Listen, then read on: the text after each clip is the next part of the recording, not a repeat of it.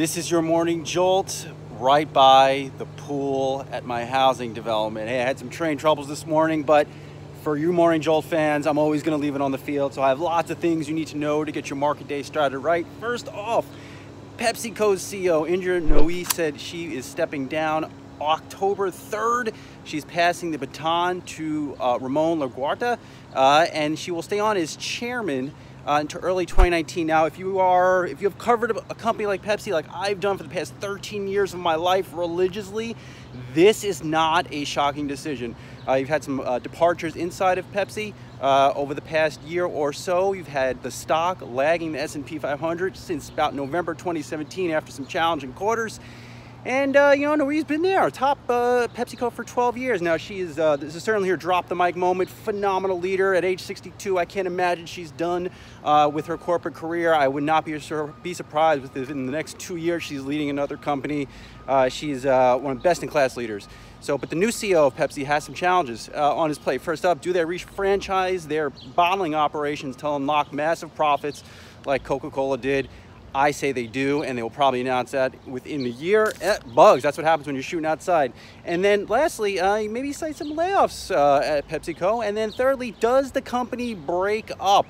Now, this is something that Nelson Peltz, activist investor, he challenged Nooyi on a couple years ago. She fought him off, but it's a plausible outcome for PepsiCo. What else we got? I've got to read off the sheet today because I'm kind of on the run. JPMorgan CEO, who is probably also nearing the end of his CEO stint too, calling for 5% yields. And let's be real, if this happens, we may be damn near in a recession. So he's calling for 5% yields. Be careful what you wish for, Jamie Dimon. Not too sure if your bank will be doing very well in a land of 5% yields, even though when interest rates go up, bank profits are supposed to go up accordingly too.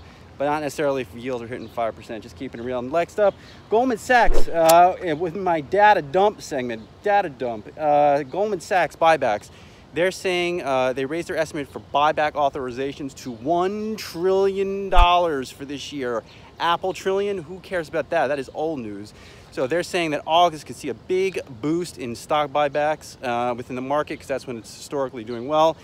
Hey, companies sitting a lot of cash, and what better way for an executive to fatten up their pocket than go out and buy back their stock and pump up their earnings per share? Hey, you know what happens. Just keeping it real here, guys. Next up, we had a cool, around the street, our consumer editor, Michelle Lodge.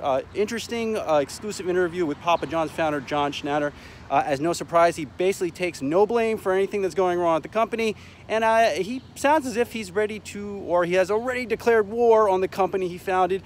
I would not be surprised if John Schnatter is leading Papa John's within the next 6 months as CEO. He just can't help himself, and he owns 30% of the company. And with that stake comes power.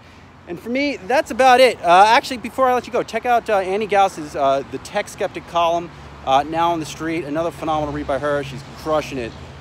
Stay focused out there, guys. It may seem slow, but there's always stuff going on. Now I gotta get back to work, and I'm not going to the pool. See you guys later.